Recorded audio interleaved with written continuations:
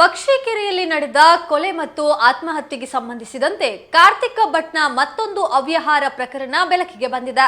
ಕಾರ್ತಿಕ್ ಭಟ್ ತನ್ನ 10 ಪವನ್ ಚಿನ್ನವನ್ನ ಎಗರಿಸಿದ್ದಾನೆ ಎಂದು ಪಕ್ಷಿಕೆರೆ ಹೊಸಕಾಡು ನಿವಾಸಿ ಮಹಮ್ಮದ್ ಆರೋಪಿಸಿದ್ದಾರೆ.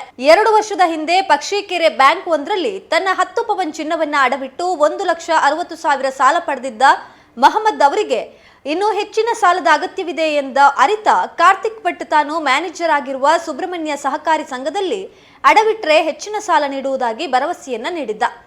ಹೀಗಾಗಿ ಮಹಮ್ಮದ್ ಅವರು ಪಕ್ಷಿಕೆರೆ ಬ್ಯಾಂಕ್ನಲ್ಲಿ ಅಡವಿಟ್ಟ ಚಿನ್ನವನ್ನ ಬಿಡಿಸಿ ಕಾರ್ತಿಕ್ ಬ್ರಾಂಚ್ ಮ್ಯಾನೇಜರ್ ಆಗಿರುವ ಬ್ಯಾಂಕ್ನಲ್ಲಿ ಇರಿಸಿ 3,04,000 ಸಾಲವನ್ನ ಪಡೆದಿದ್ರು. ಈ ನಡುವೆ ವೈಯಕ್ತಿಕ ಸಮಸ್ಯೆಯಿಂದ ಮಹಮ್ಮದ್ ಅವರು ಊರಲ್ಲಿ ಇರದ ಕಾರಣ ಬ್ಯಾಂಕ್ಗೆ ಸರಿಯಾಗಿ ಭೇಟಿ ನೀಡಿರಲಿಲ್ಲ.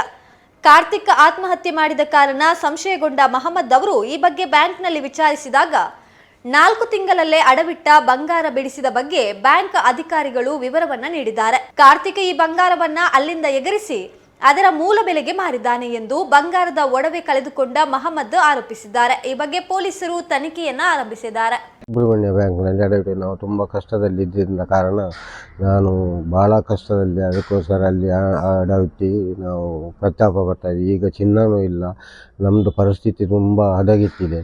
ಅದಲ್ಲದೆ ನಾನು ಕಷ್ಟದಲ್ಲಿ ಅಂದರೆ ತುಂಬ ಕಷ್ಟದಲ್ಲಿದ್ದೇನೆ. ಮನೆಯ ವಿಷಯದಲ್ಲೂ ನಮ್ಮ ಫ್ಯಾಮಿಲಿ ವಿಷಯದಲ್ಲೂ ತುಂಬ ಕಷ್ಟದಲ್ಲಿದ್ದೇನೆ. ನನಗೆ ಇದಕ್ಕೆ ಯಾರಾದರೂ ಸೇರಿ ಮೀಡಿಯಾದವರು ಇವರು ಹೆಲ್ಪ್ ಮಾಡಿ ನನ್ನ ಚಿನ್ನವನ್ನು ಸಿಕ್ಕುವ ಹಾಗೆ ಇಲ್ಲದರ ಹಣವಾದರೂ ಸಿಕ್ಕುವ ಹಾಗಾದರೆ ನನಗೆ ತುಂಬ ನಾನು ಕಷ್ಟದಲ್ಲಿದ್ದೀನಿ. ನನ್ನ ಪ್ರಾಬ್ಲಮ್ ದೇವರಿಗೂ ನಮಗೂ ಮಾತ್ರ ಗೊತ್ತು. ಅಂಥ ಪರಿಸ್ಥಿತಿ ನನ್ನದು.